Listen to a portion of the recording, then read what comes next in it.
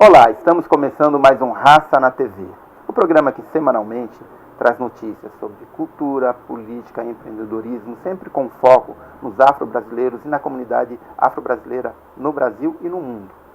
Todas as semanas trazemos pessoas aqui das mais variadas áreas. E hoje estamos com Amarildo Nogueira, que tem uma coluna na revista Raça sobre empreendedorismo, sobre negócios, enfim, sobre várias ações que nós temos na revista Raça. Amarildo, como vai? Olá, Pestana, né? Olá, ouvintes aí da revista Raça. É uma satisfação muito grande estar aqui com vocês, né? E poder estar colaborando com a revista, escrevendo a respeito de empreendedorismo, a respeito de gestão de pessoas, a respeito de carreira, é motivo de alegria, porque a gente percebe a dificuldade que as pessoas têm com relação a se direcionar para a mesma, né? Amarildo, nos conta um pouquinho como é que você começou nessa área. Eu sei que você tem uma ampla formação acadêmica e eu sei que você também dá muitas palestras, né? Me fala um pouquinho, até porque é muito difícil nós vermos afrodescendentes nessa área específica, fazendo palestra para empresas, enfim, trabalhando nessa área. Como é que você começou? Como é que você foi levado a esse tipo de trabalho? Olha, Pestana, eu vou ser breve, mas eu acredito que é importante também falar a respeito de como eu iniciei. Quando eu tinha 14 anos, eu comecei estudando no Senai. E foi no Senai que eu aprendi uma profissão. Eu me lembro como se fosse hoje, o primeiro salário que eu recebi foi assim, eu passei na frente de não sei se pode falar do McDonald's, eu falo que foi o lanche mais gostoso que eu comi na minha vida. E para quem ganhava tipo 10 reais, 5 reais, como se fosse uma mesada, imagina ganhar um salário mínimo, que era o que tinha na época, porque você cursava o Senai e você também conseguia ter um determinado valor todo mês. Quando eu comecei a trabalhar realmente de fato na fábrica, eu percebi que não era aquilo que eu queria, que eu poderia chegar e conseguir outras coisas maiores. Só que o dia a dia, todos nós sabemos que não é fácil. Graças a Deus eu tenho um bom pai, uma boa mãe, e isso me ajudou muito a dizer, você pode, você consegue, você chega lá. Então, dentro desse contexto, eu fui construindo a minha carreira. Hoje, como você bem disse, né, tenho mestrado em gestão de negócios pela Universidade Católica de Santos, fiz um MBA na FGV, tenho um livro publicado, está saindo o segundo agora em março. Mas o mais importante é você acreditar que você pode conseguir o que realmente você deseja. Eu sempre falo do tal de som. Você tem que ter um sonho, um objetivo e transformar em meta. Perfeito. Falando mais especificamente sobre o seu trabalho e sobre a sua especialização, eu estive no lançamento, alguns anos atrás, desse seu primeiro livro, que fala muito sobre logística, né? E às vezes a gente pensa logística, uma coisa tão complexa. E eu me lembro que quando eu li o seu livro, eu entendi e até utilizei muito das práticas que você coloca ali na organização do meu trabalho. Fala um pouquinho sobre esse livro e sobre esse novo livro, né, que você está para lançar. Olha, realmente, quando nós falamos de logística, parece que é algo distante do nosso dia a dia. Mas quando nós percebemos que para ir a um supermercado, quando você mudou muito a forma que nós compramos as coisas. Aproximadamente em 1992 você fazia uma lista de compras e aquela lista total você ia no supermercado para fazer compras mensais. Por quê? Por conta da nossa inflação, que era um pouco alta. Hoje em dia, a nossa forma de comprar esses produtos, ela modificou bastante. De que forma? Você compra de uma maneira periódica, ou seja, hoje você compra um item, amanhã você compra outro, depois você compra outro. Então a logística ela vai te auxiliar a trazer os produtos certos, na hora certa, no tempo certo. Eu sempre digo que uma vez, quando eu estava namorando com a minha esposa, estava chegando perto do dia dos namorados e eu comprei um CD para ela, que é o CD Love Songs Tonight. Estava tudo certo para o CD chegar quando? No dia dos namorados. E aí eu cheguei, dei um beijinho nela, ela ficou muito feliz e tal, e me deu um presente. Só que o presente dela, que eu tinha comprado, não tinha chegado. Imagina o bico que ela ficou.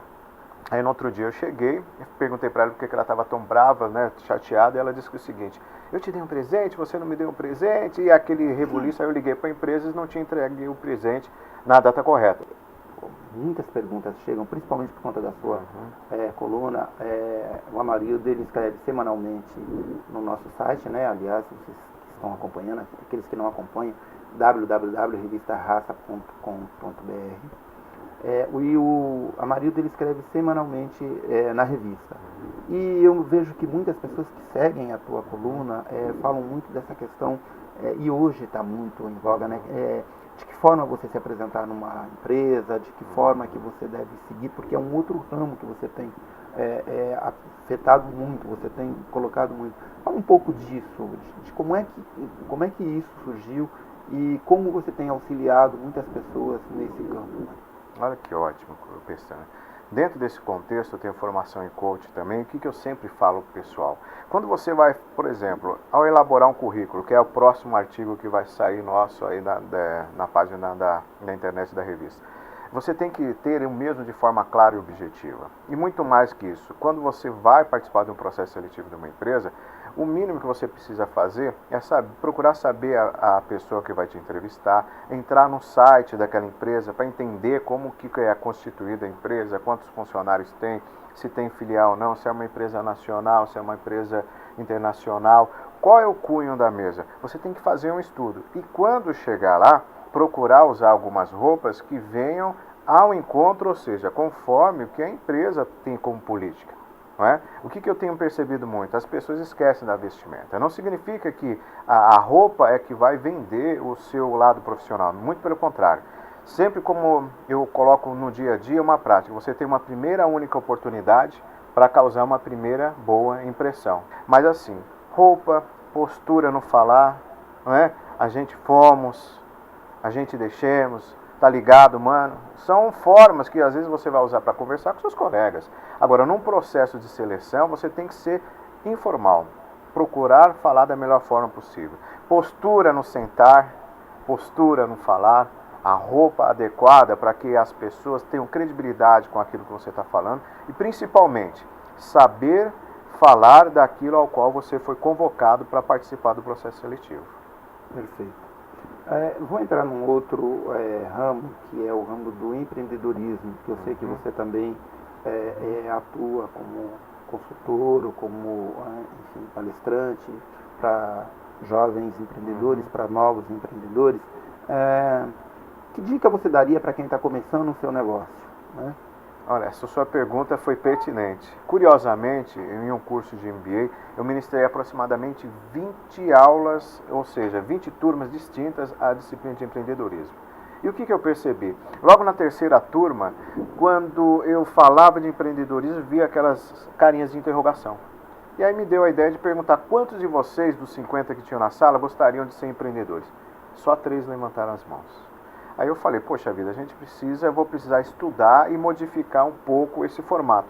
Coloquei também o intraempreendedorismo. E aí o que eu fiz? O que seria o intraempreendedorismo? Eu entrei numa empresa como analista, só que eu quero chegar à gerência. Qual é o caminho que eu tenho que percorrer para chegar à gerência?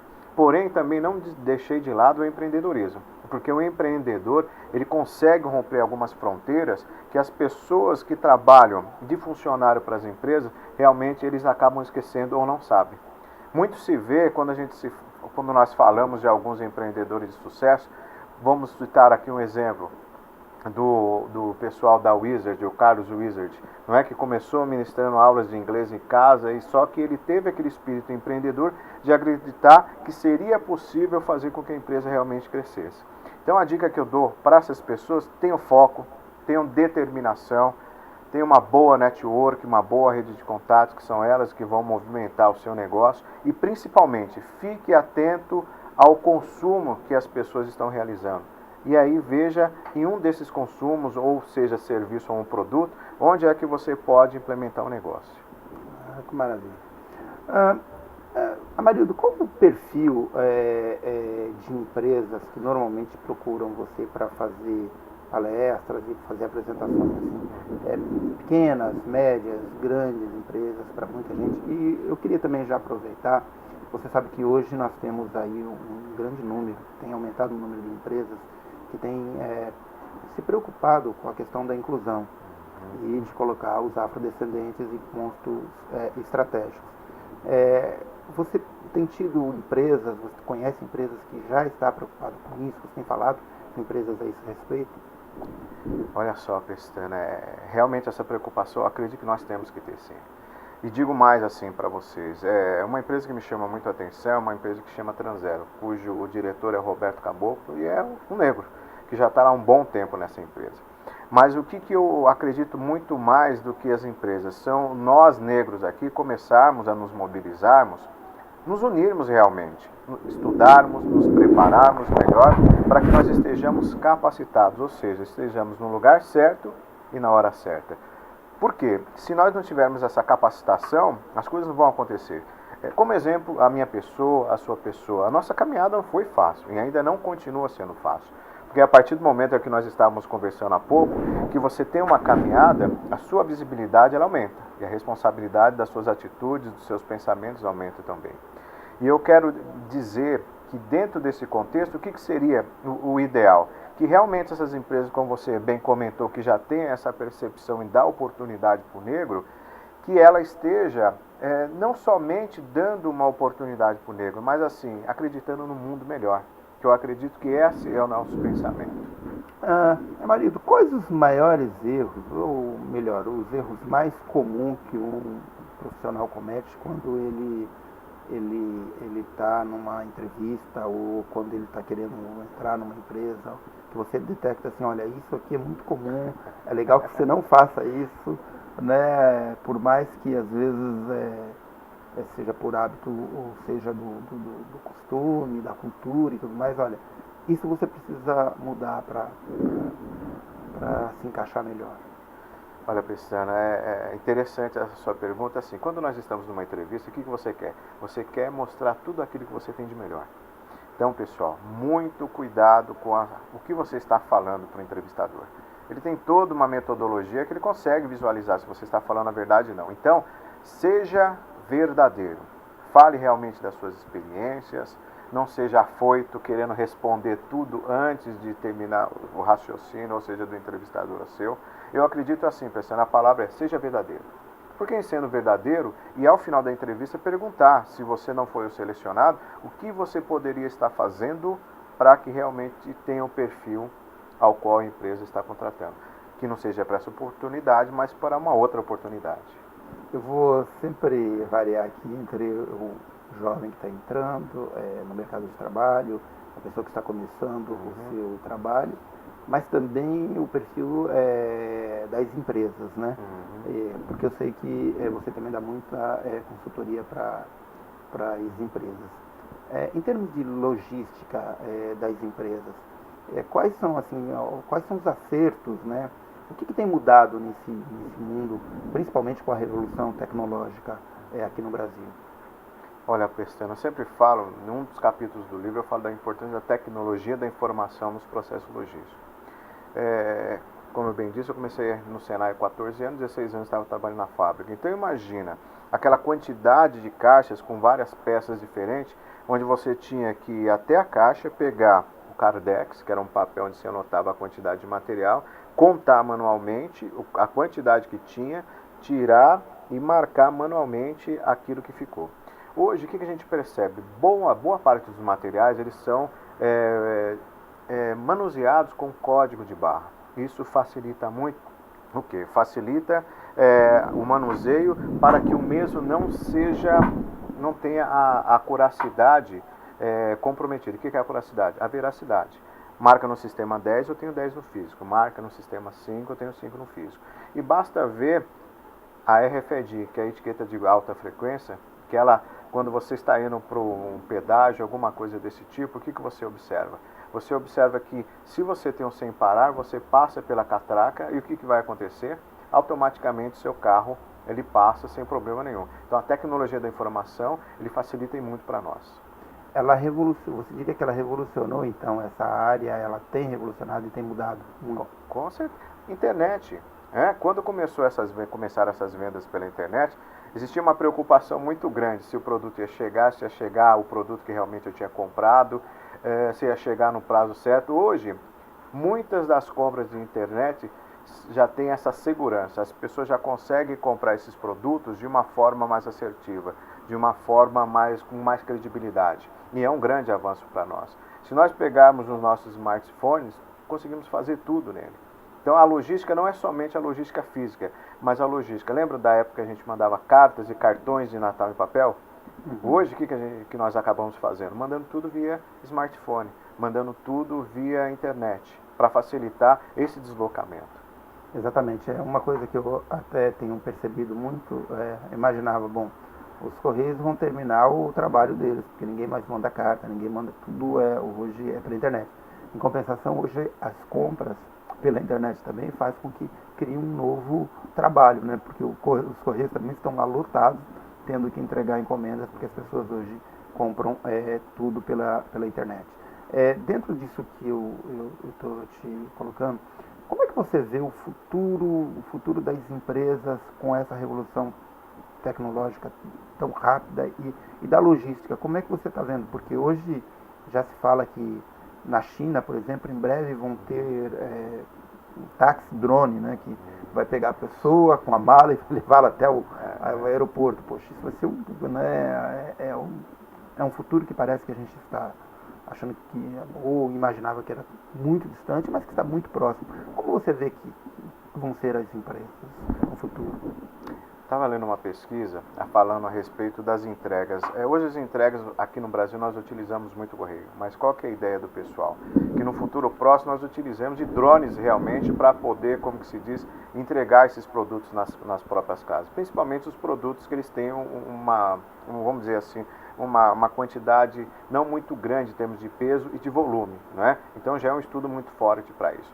Além desses produtos informatizados, nós vemos aí às vezes alguns grandes centros de distribuição onde precisa de empilhadeira, alguns maquinários já funcionando praticamente remoto, sem a necessidade do ser humano. Então eu acredito que esses avanços é uma outra área onde algumas pessoas vão precisar estar mais estudadas a respeito disso para poder o quê? Para poder saber como se posicionar profissionalmente nesse contexto.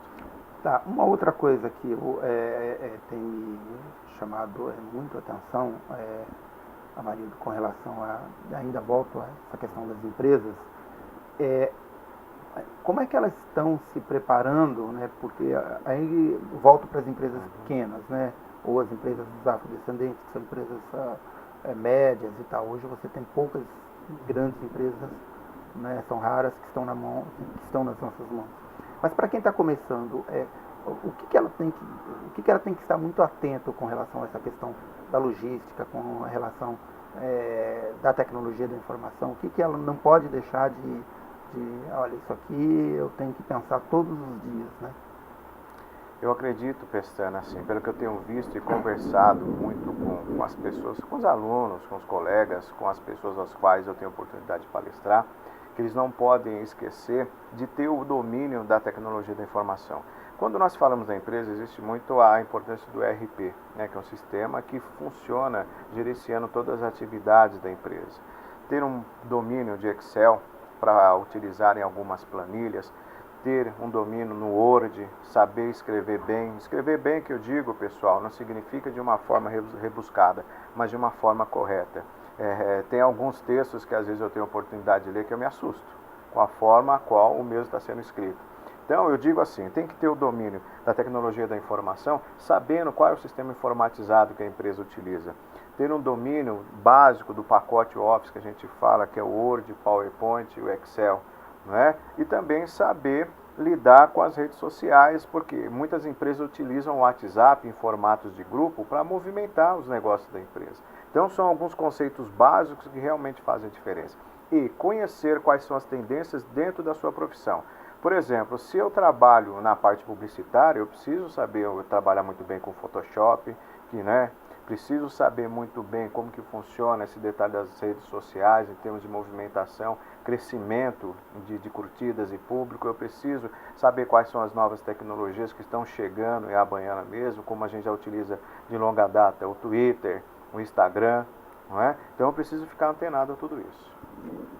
Marildo, você é uma pessoa de sucesso, uma pessoa que tem uma grande penetração aí nesse meio corporativo, você dá muitas palestras. O fato de você ser um negro, e é muito difícil um negro, insisto, nesta área, e eu conheço poucas pessoas que têm se especializado, isto teve impacto na tua carreira, no teu crescimento? Você já se sentiu protegido por ser negro? Você tem essas dificuldades? Eu falo assim, sabe, Pestana, felizmente eu tive assim um crescimento onde dentro daquilo que eu sempre digo, você pode, você consegue, você chega lá. Mas é visível que na nossa caminhada, mesmo de uma forma velada, existe o preconceito. Isso me chama muita atenção, não vou mencionar a empresa, é lógico, mas durante um bom tempo eu tentei uma oportunidade como supervisor nessa empresa e não consegui. E vi outras pessoas que aparentemente não tinham a mesma capacidade e conseguiram essa oportunidade. E aí o que eu fui fazer? Foi nesse momento que eu resolvi dar um upgrade na minha carreira, fazer o MBA, cursar o MBA, fazer o curso de coach, me preparar melhor. E para você ter ideia, mandei o currículo para o mercado e consegui uma oportunidade para ganhar o dobro, trabalhando como consultor, que é algo que eu desejava. Você perguntou há pouco quais são as empresas que eu já trabalhei com hospitais, treinando pessoal de recepção, pessoal de coordenação, gerência, já trabalhei com empresas de transporte de veículos, já trabalhei com empresa manufatureira, né, no Vale do Paraíba. Então, hoje, em média, já capacitei mais de 100 mil pessoas. 100 mil que eu digo, treinamentos, palestras, sala de aula, disciplina, já administrei mais de 20 disciplinas, empreendedorismo, gestão de pessoas, supply chain. Se eu for mencionar, mas por quê? É aquele detalhe de você acreditar e buscar o conhecimento. Eu nunca me conformei com a situação atual. Eu sempre acreditei, eu posso mais, que é o detalhe do ser e ter. Eu posso ser aquilo que realmente eu acredito que mereço. E busquei isso. O número de negros que você encontrou, que você encontra nessa sua área, ou pelo menos no que você percebe, ele tem aumentado? Ele está estacionado? São poucos ainda? Como é que você vê essa questão? Olha, são poucos ainda. Eu já tinha te comentado que a minha meta é ser, ó, não é pessoal, não é ousadia, mas eu acredito que nós temos que acreditar, ser um dos 3 mais solicitados e melhores palestrantes do Brasil. Porque nós temos uma carreira, tem um segmento para isso, não é? Só que quando nós falamos, haja vista dos melhores palestrantes, hoje solicitados, quem nós falamos? Mário Sérgio Cortella, Leandro Carnal, não é?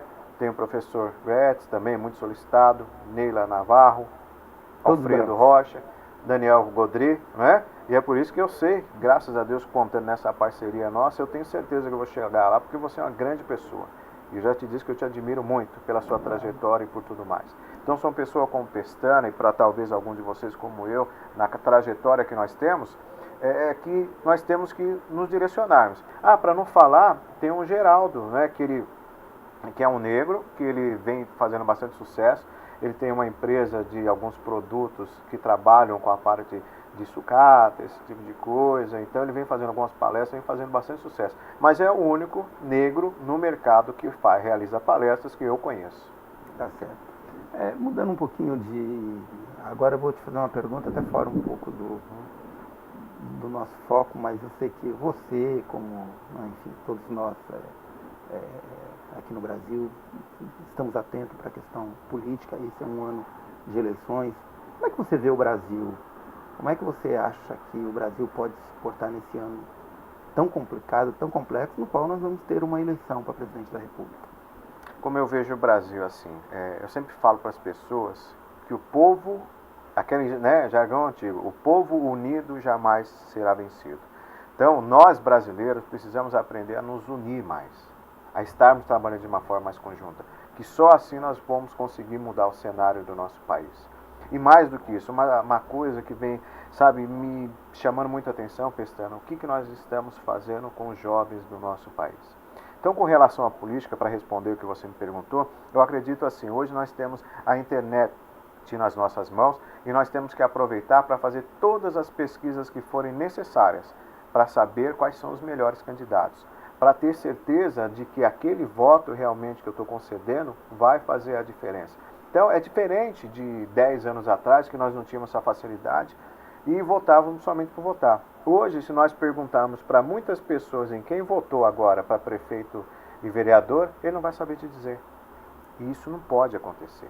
Então, temos que ser conscientes dos votos. Pesquisar e saber se aquele político ele tem a ficha limpa, se ele fez alguma coisa pelo seu estado, que agora é estadual, né, o federal, se aquele senador realmente está comprometido, aí sim nós vamos mudar o cenário. Eu estou começando a ficar otimista que essa eleição, essas próximas eleições, ela vai surpreender muito, porque a de prefeito e vereador já deu uma balançada. Eu acho que o Brasil caminha para uma mudança muito grande, até porque a gente tem apanhado muito na área política, social, assim. Eu acho que as pessoas também têm que chegar uma hora ter um pouco mais de consciência, de cuidado e tudo mais, né? Agora você tocou num assunto muito importante, que é a questão da juventude, né? Você sabe que no Brasil a morte de jovens negros é algo estarrecedor, né? Nós estamos aí quase que 77% dos jovens que morrem no Brasil são jovens negros, né? Isso apontam todas as pesquisas, né?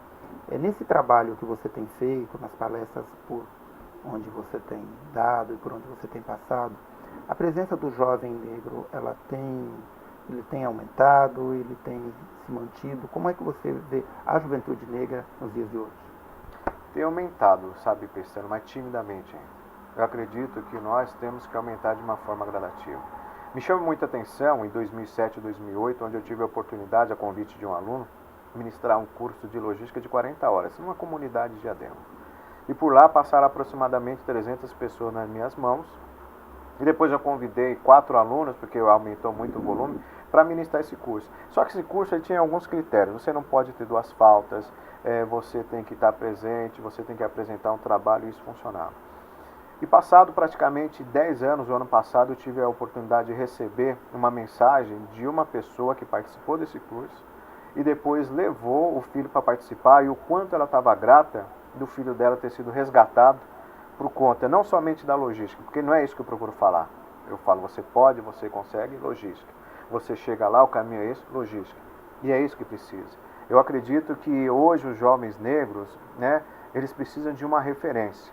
E principalmente as pessoas, ou um Pestana, um Amarildo, seja quem for, que abrace e mostre o caminho, para que eles tenham um diferencial, para que eles tenham um referencial. E hoje eu não sinto isso. Uma pessoa que eu fico muito alegre, que eu vejo que vem crescendo com relação a isso, é o Lázaro Ramos.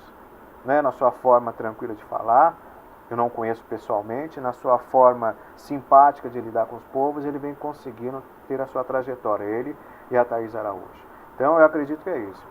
E eu sei que a revista Raça tem um trabalho muito forte com relação ao mesmo, e esse trabalho lindo que você vem fazendo, eu acredito que aos poucos nós vamos chegar nisso. Maravilha. E esse trabalho, ele só se realiza, esse trabalho só se concretiza com pessoas como você, como colunista, como pessoas Obrigado, como a Raquel, que eu vou entrevistar no próximo programa. E nós vamos ficando com Raça na TV por aqui. Eu queria agradecer a sua presença aqui, Amarildo. Amarildo, vocês podem acompanhar toda essa semana, ele tem a coluna lá na Revista Raça, www.revistarraça.com, tá bem? E o Raça na TV vai ficando por aqui. Grande abraço.